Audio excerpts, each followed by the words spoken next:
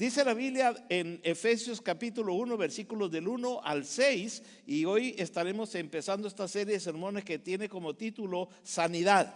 Y el día de hoy vamos a hablar sobre una vida saludable.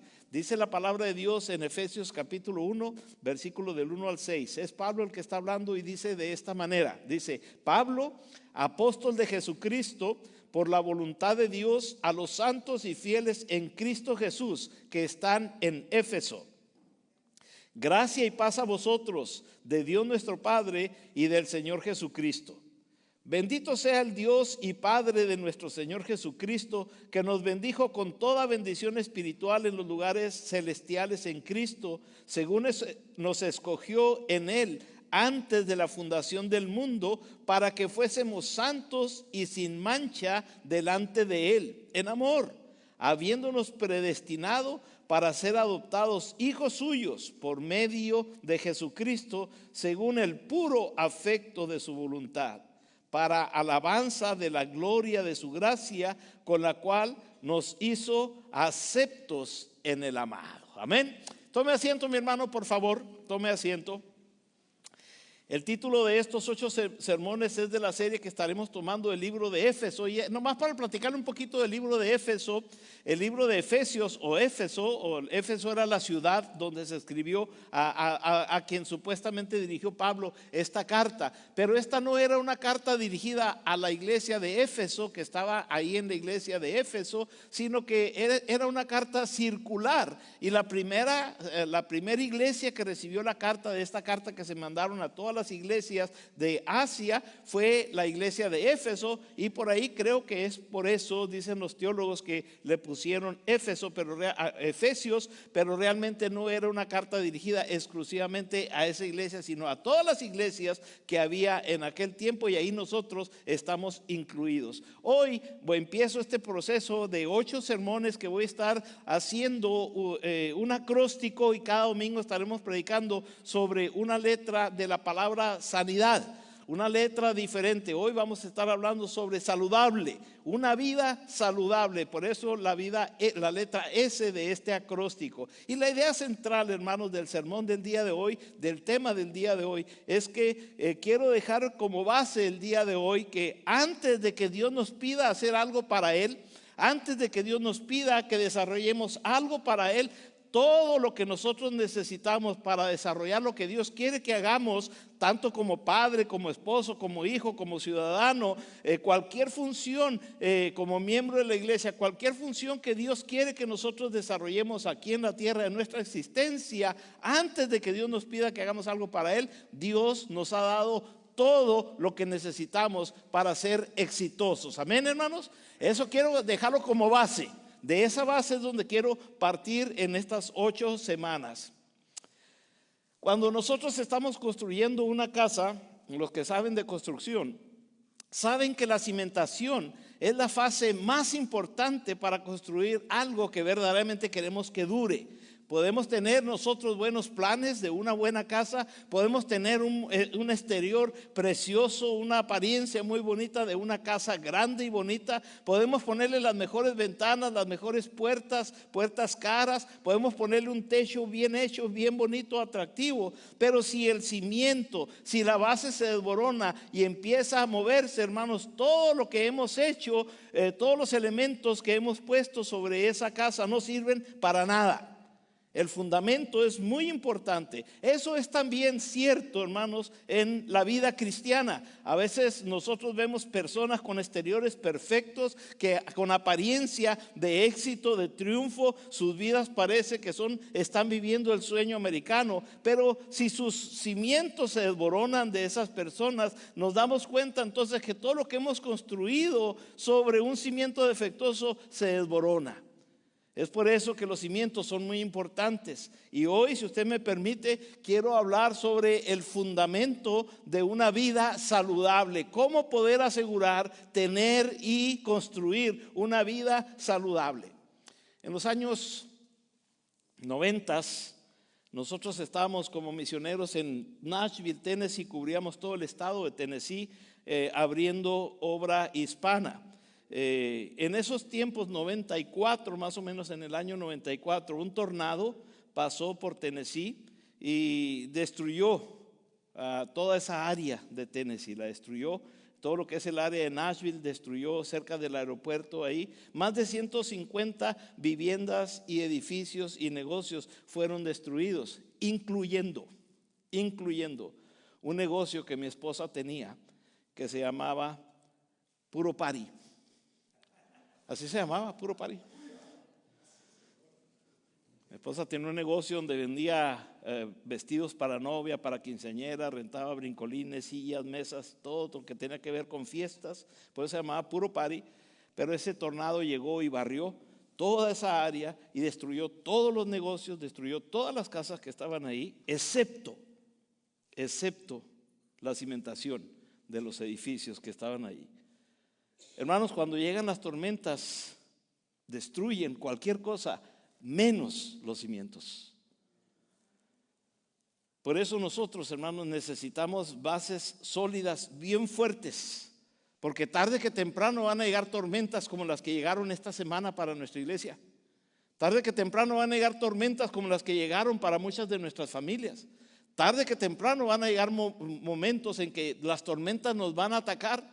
Pero si no tenemos un fundamento bien fuerte, bien sólido, y nuestro fundamento se desborona, todo se viene abajo. Todos nuestros sueños, planes, esfuerzos se vienen abajo si no tenemos un fundamento bien sólido. Entonces necesitamos, por lo tanto, un fundamento bien sólido, una base bien sólida, porque las tormentas ocurren. Entonces, hermanos, el fundamento, el cimiento, como usted le quiera llamar, de una persona sana, el cimiento o fundamento de una familia sana, el fundamento o cimiento de una iglesia sana, está directamente ligada al fundamento de Dios y lo que Dios ha hecho por nosotros. O sea, que cuando nosotros entendamos qué es lo que Dios quiere, qué es lo que Él ha hecho por nosotros, y nosotros ponemos y construimos nuestra vida, nuestro negocio, nuestro matrimonio, nuestra familia, nuestra carrera, nuestro ministerio bajo el fundamento de Dios, entonces en nuestro negocio, nuestra familia, nuestro ministerio, nuestra iglesia va a salir adelante a pesar de las presiones de la vida. En este pasaje que tomé como base, hay 3 acciones que quiero resaltar el día de hoy. 3 acciones que Dios hizo y que forman la base inquebrantable de una vida saludable. No voy a predicar el día de hoy sobre lo que usted tiene que hacer.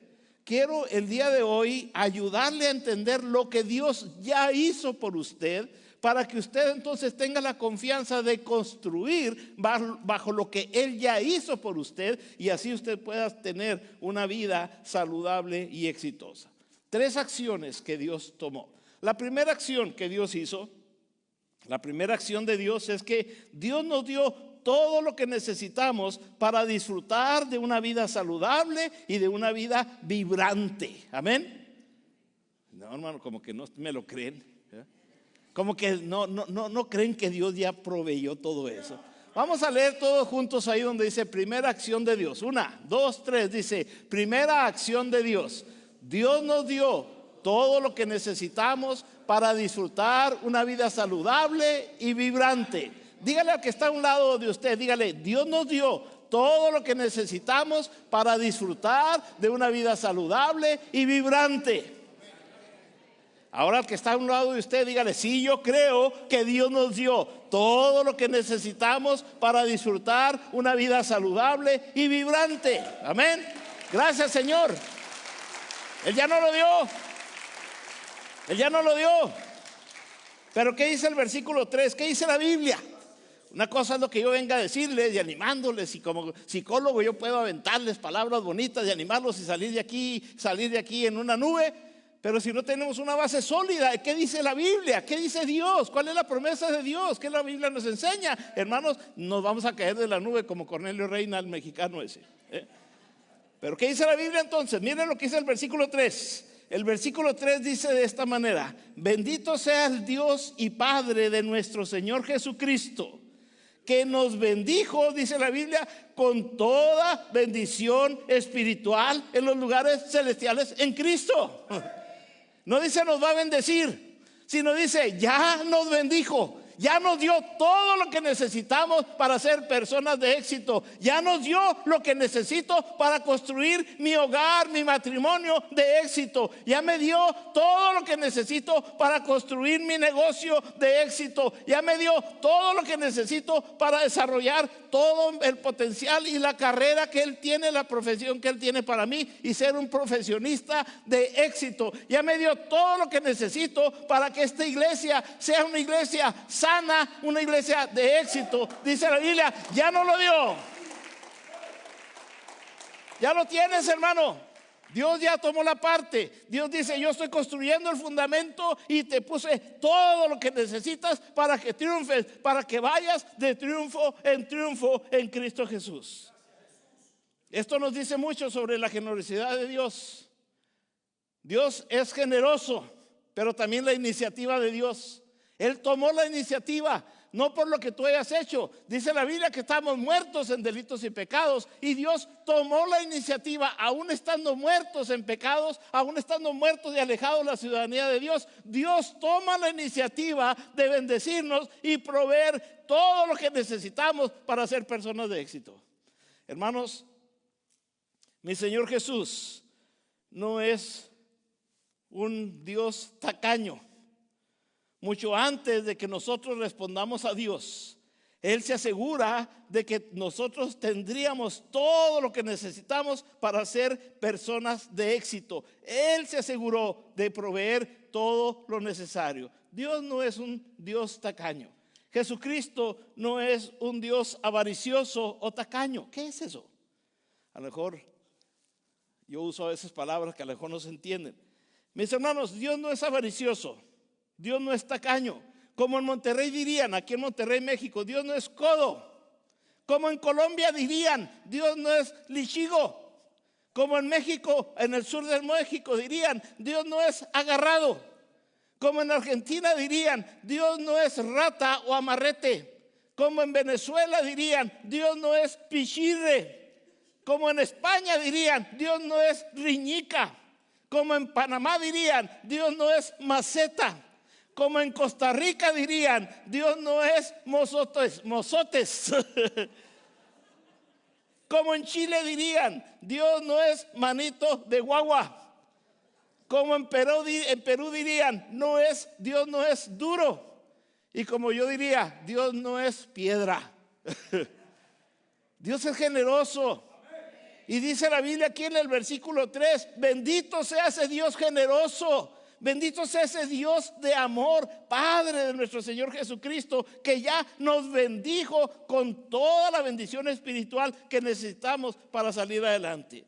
Dios no está desconectado de nuestras vidas. Dios no está desconectado de nuestro futuro. Dios no está desconectado de nuestro éxito. Al contrario, Dios está muy involucrado en nuestras vidas. Dios está muy involucrado en el interés que Él tiene de que tú seas un creyente de éxito, un padre victorioso, un matrimonio victorioso. Dios está muy involucrado en la construcción de tu familia.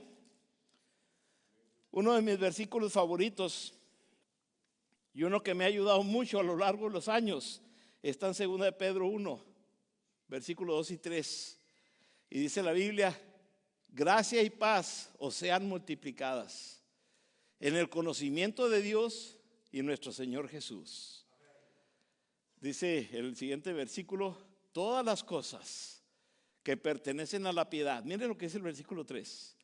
Todas las cosas que pertenecen a la piedad, a la vida y a la piedad, nos han sido dadas por su divino poder. Todo lo que necesitamos para vivir la vida piadosamente, en paz. La palabra piedad tiene una connotación de paz, tranquilidad. Dice la Biblia aquí, todo lo que necesitamos para estar en paz, para estar en tranquilidad. Dice, y para disfrutar la vida, que dice la palabra de Dios, yo he venido para que tengan vida, dice Jesucristo, y para que la tengas en abundancia. Por lo tanto, dice la palabra de Dios aquí en este versículo, todas las cosas que necesitas para estar tranquilo, en paz y disfrutar la vida en abundancia, dice el versículo 3, nos han sido dadas. ya Dios nos la ha dado. Todo lo relacionado con la vida y la piedad, Dios ya nos la dio. Amén. Esa es la primera acción de Dios. Vamos a ver la segunda acción que Dios hizo y tomó para construir ese fundamento sólido. Segunda acción de Dios: el Señor nos eligió antes de que usted y yo existiéramos. Dígale que está a un lado de usted: Dios te eligió antes de que tú nacieras. Dígale: Dios te escogió antes de que estuvieras así de guapo y simpático. Dígame eso, preciosa. Dios te escogió antes de que tú nacieras. Esa es una acción que Dios tomó. Es una acción que Él decidió hacer. Miren lo que dice el versículo 4. Dice el versículo 4: según nos escogió en Él, o sea, en Cristo Jesús, porque en el versículo 3 está hablando de Cristo Jesús. Dice: según nos escogió en Él antes de la fundación del mundo. Voy a explicar brevemente qué significa en Él. Mire, teológicamente hablando, cuando Dios ama a su Hijo, dice aquí la Biblia, en Él, o sea, Dios nos escogió en Él. Dios nos ama a nosotros cuando Él ve a su Hijo. Nosotros somos el reflejo del amor de Dios hacia su Hijo.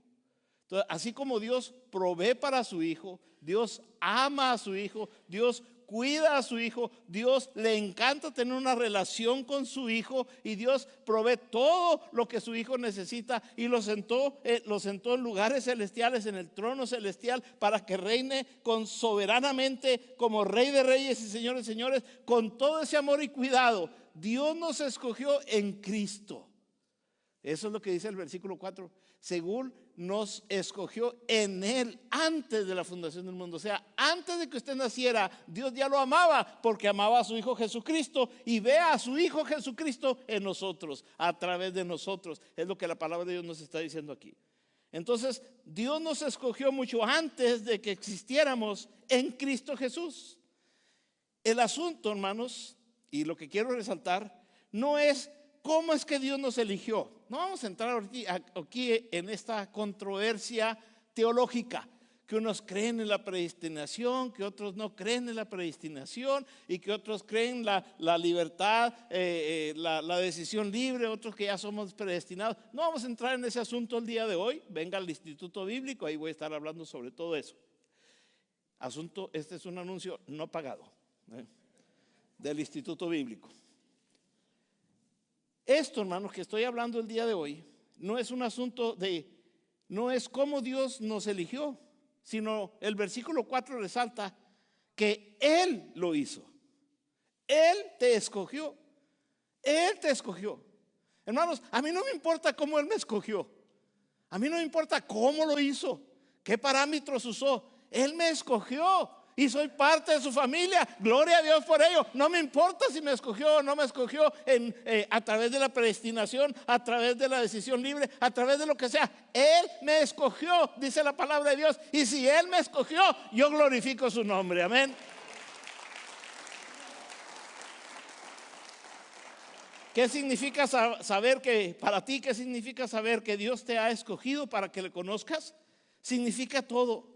Significa que soy único, significa que soy especial. Dice la palabra de Dios que nosotros somos un pueblo santo, escogido por Dios. Dice la Biblia que somos su especial tesoro. ¿No te sientes maravilloso saber que eres especial tesoro del Rey de Reyes?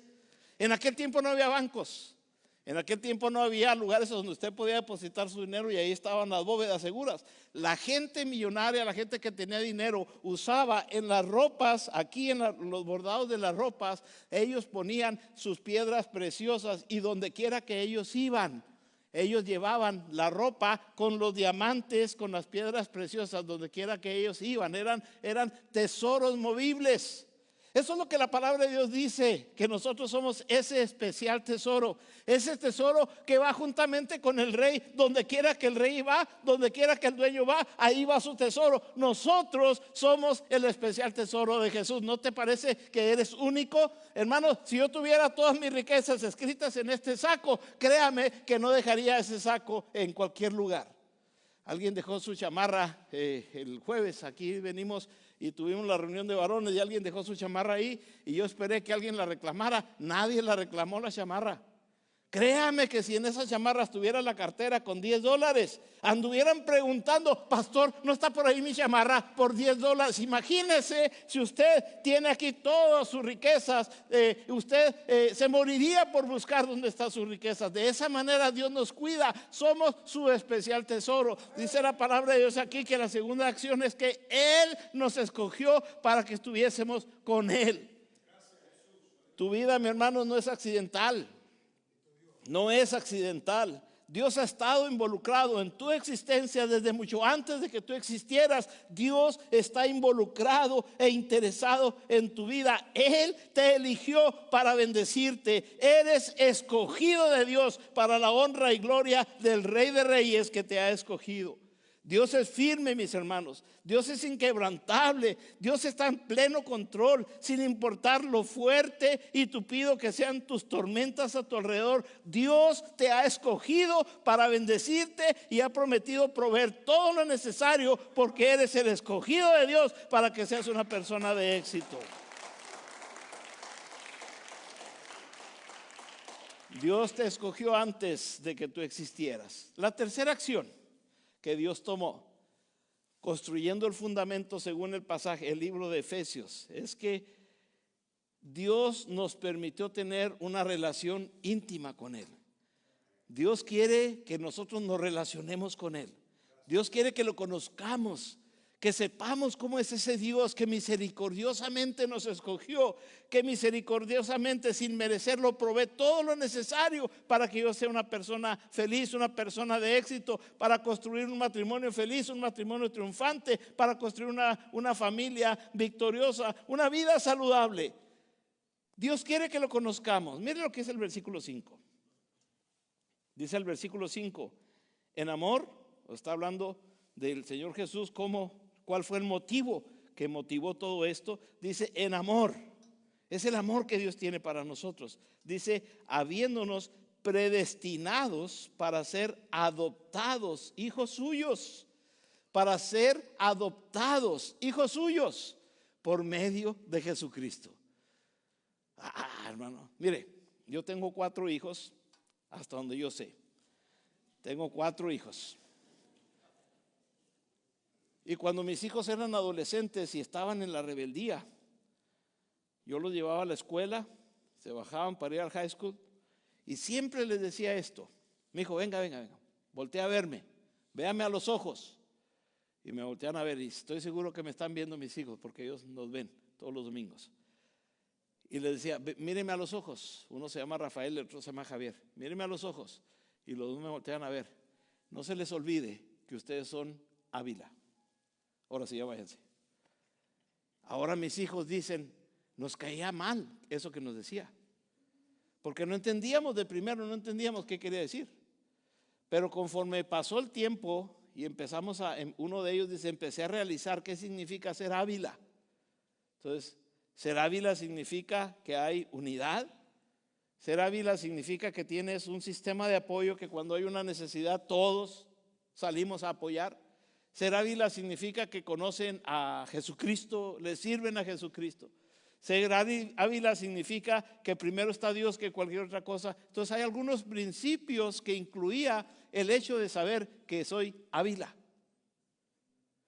En este versículo 5 dice la Biblia que somos cristianos, somos hijos de Dios. Entonces eso implica todos los principios que un hijo de Dios debe disfrutar, los beneficios que un hijo de Dios debe disfrutar, las bendiciones que un hijo de Dios debe disfrutar, porque nos ha adoptado. Entonces el versículo 5 es el corazón de la cimentación o el fundamento de nuestra vida. Dios no solo nos perdonó nuestros pecados, sino que el versículo 5 dice que no somos solamente perdonados, sino que somos adoptados. Ayer alguien puso un ejemplo muy impresionante, hermano, el doctor Armando Comesañas, en la reunión de Juventud Prolongada, hizo una ilustración que me impresionó mi corazón, porque él puso la ilustración y no me acuerdo los detalles, pero él dice que había un hombre que tenía una vasija japonesa, y la quería mucho, era donde tomaba el té, y por alguna razón se le quebró. Entonces juntó todas las piezas y como la quería mucho y era de mucho valor sentimental para él, la mandó reparar, que la pegaran toda. La mandó a China. La historia corta es que se la regresaron con grapas puestas así y él le echaba el té y todo se tiraba el té y decían, no está bien reparado esto. Entonces la mandó reparar con los que hacían esas vasijas. Y los que hacían esas vasijas la conocían muy bien y lo que hicieron fue que la pegaron toda y le hicieron una mezcla de oro de 24 quilates con otro material. Y hicieron una amalgama y fueron poniéndolo como engrudo para pegar todas las piezas. Una vez que formaron todas las piezas pegadas de oro, con el oro de 24 quilates, entonces la bañaron varias capas de laca para que se mantuviera unida y la pieza esa agarró un valor mucho mejor, mucho más alto, porque ahora ya tenía oro y porque ya estaba bella y porque ya estaba rediseñada y ya el dueño podía disfrutarla de una manera mejor. Para el dueño eso valía mucho más, para los demás que estaban alrededor del dueño valía mucho más el valor que tenía esa vasija de cerámica. Agarró un valor increíble por el proceso que sufrió esa vasija. Dice la Biblia que nosotros somos creación de Dios. Él nos hizo y nos puso en el paraíso o nos puso en la tierra para que nosotros fungiéramos como parte de la creación de Dios. Pero vino Satanás y engañó al hombre, engañó a Adán y los agarró para él y Dios nos perdió porque nos dio libertad, libre albedrío y decidimos obedecer al pecado y nos perdió. Así como la vasija se quebró, así nosotros nos quebramos y se quebró la relación entre Dios y nosotros. Y dice la Biblia, el pastor habló mucho sobre la adopción el miércoles pasado, el pastor Misael. Dice la Biblia que somos de nuestro padre el diablo porque los deseos de vuestro padre el diablo queréis hacer. Pero Jesucristo nos amó tanto que nos redimió. La palabra redimir significa nos volvió a comprar. O sea, nos perdió y Dios nos volvió a comprar a través del sacrificio que Jesucristo hizo. Nos redimió, nos volvió a comprar y volvemos a ser parte de la pertenencia y de la propiedad de Dios. Pero, ahí va el pero, escúcheme. Dígale a que está a un lado que se está durmiendo, dígale, hey, esto es lo más importante, despiértelo. Ahí le va lo más importante. La vasija valía, por decir, $100 en su creación original. Cuando fue redimida, fue trabajada y le pusieron, la arreglaron, la repararon y la pusieron como nueva. Costaba $5,000 por todo el oro que le pusieron y por el cuidado que le dieron. Entonces agarró en el proceso del dolor y de quebrantamiento, agarró un valor sinérgico, impresionante. Escúcheme lo que voy a decir. Somos creación de Dios. Nos perdemos como criaturas de Dios. Satanás nos engaña y llegamos a ser parte de la familia del diablo por el pecado. Luego dice la Biblia que Jesucristo paga por redimirnos y nos vuelve a comprar. Todos volvemos a ser parte de propiedad de Dios. Pero aquí entra lo maravilloso. No nos deja en la condición en la que estábamos, sino que ahora nos pone a un grado mucho más alto de importancia. Porque ya no únicamente somos criaturas de Dios, sino que ahora nos adopta como sus hijos. ¿Escuchó lo que estoy diciendo? Te adoptó como hijo. O sea, te voy a poner como mi padre diría. Mi padre diría, es mi hijo, ¿quién se va a meter con él? A ver, ¿quién de ustedes se va a meter con mi hijo? ¿Me entiende? Ahora el diablo que lo engañó fácilmente ya no se va a meter con un hijo de Dios. Por eso Dios lo puso a un nivel superior. Y dice aquí que la tercera acción que Dios tomó en este versículo, en el versículo 5 dice que nos adoptó para que tuviésemos la protección, el éxito asegurado de una vida saludable y victoriosa. Oh, hermano, aquí sí vale la pena un abrazo, déselo al Rey de Reyes.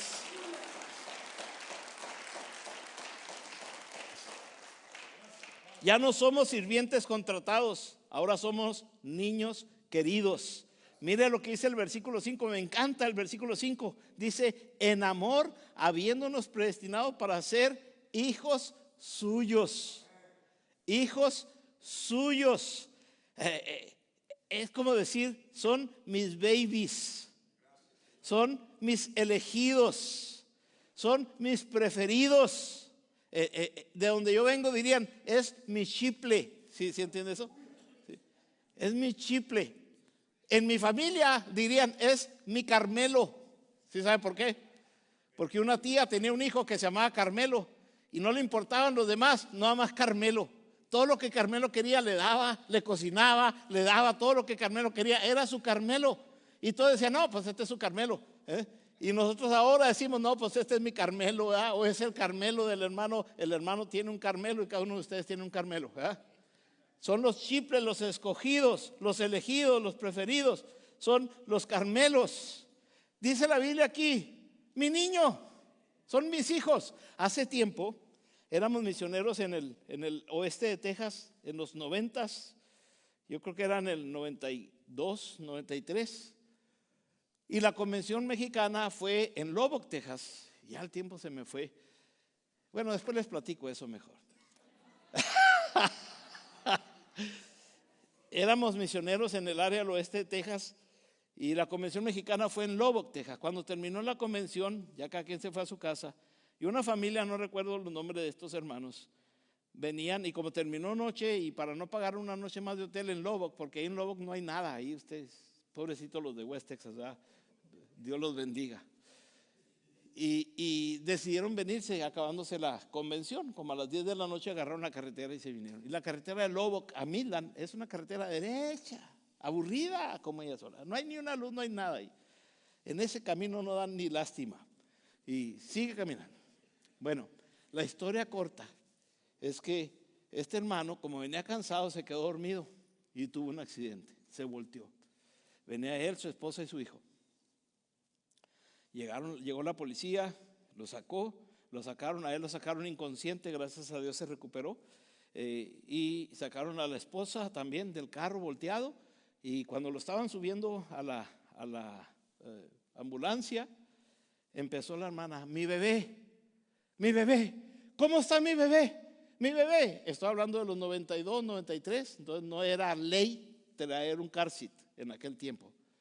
Y la hermana empezó, mi bebé, pues se la llevaron la hermana porque traía algunas fracturas, se la llevaron al hospital y la policía se quedó ahí peinando toda el área, cuidando o buscando a su bebé y su bebé no aparecía. Y todos los 3 hijos, o sea, ellos 2 y el hijo mayor que venía con ellos en el hospital, y van para allá y díganos cómo es su bebé. No, pues es casi mamá cuervo, ¿no? Es guapo, simpático, bello. No, ¿qué edad tiene? Mi bebé tiene 25 años. Era el que estaba a un lado de ella, pero para ella era su bebé. Y la policía y los bomberos allá estaban cuidando, buscando a un bebé, porque era su bebé. En esta acción, la tercera acción que Dios tomó, lo abraza a usted y aunque usted está feo y viejo, le dice, mi bebé. Ay, por eso cuando me paro en el espejo digo, ay, el bebé de Dios, aquí está. Porque Dios te ama. Dios te ama. Dios te ama. Una vida saludable se construye sobre la seguridad de ser plenamente conocido por Dios, plenamente amado por Dios y plenamente bienvenido a la familia de Dios. Por eso tú puedes decirle de hoy en adelante, papá, papito, Abba Padre. Dios nos ha acercado a Él.